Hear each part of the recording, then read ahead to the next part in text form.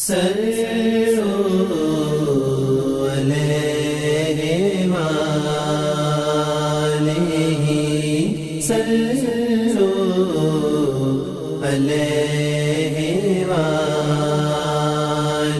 نبی صلی اللہ علیہ وآلہ وسلم ہے، حضرت عائشہ رضی اللہ تعالی عنہا نے فرمایا کہ رسول کریم صلی اللہ علیہ وآلہ وسلم حلوہ اور شہد کو پسند فرماتے تھے۔